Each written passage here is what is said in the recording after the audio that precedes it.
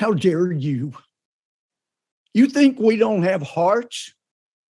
It's just that when we look at the things that you're doing and you're trying to do to America, we've seen the carnage.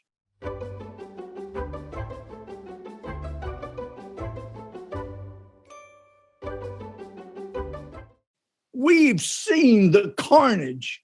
I mean, for heaven's sake, let's take example.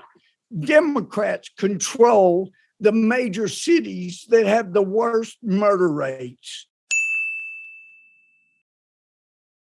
Are you here for the murderers in Chicago, in Philadelphia, in these other major cities, because you're wanting to do nationally what is being done by Democrats in those big cities? We care about people. We care about their lives. And lives have been so trivialized.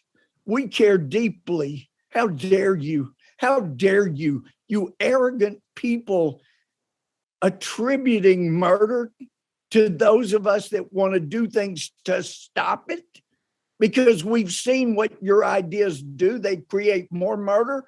We're not alleging you don't care. We're just telling you that your ideas have gotten people killed, not saved lives, for heaven's sake. And then you want to be arrogant and accuse us of murder and of not caring?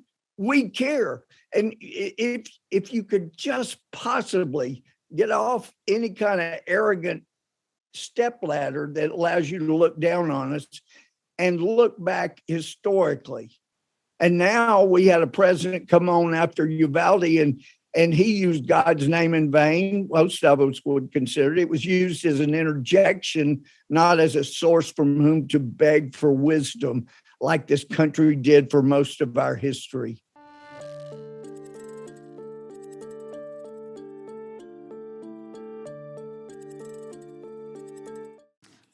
I do want to respond first to Mr. Gohmert, and I'm sorry that he and many of his colleagues didn't think it was important enough to be here today. But I did want to respond to his allegation that Philadelphia's homicide rate is... No, I will not. I will not yield. I couldn't get there. My The gentlelady does not yield. Is mine. The gentlelady does not yield. The time is hers. I waited for I wanted hours. to The gentlelady respond. does not yield. Do not insult Americans by offering hollow solutions like turning schools into armed fortresses when you won't spend the money to remove asbestos or lead from those schools.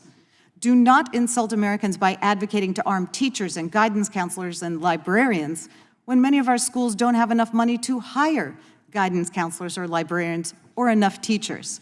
And do not insult Americans by saying that fortifying schools is the solution when our children and the rest of us have to face the prospect of gunfire on the way to or from school and work, or the supermarket or the hospital or the movie theater, or our churches, mosques, and synagogues.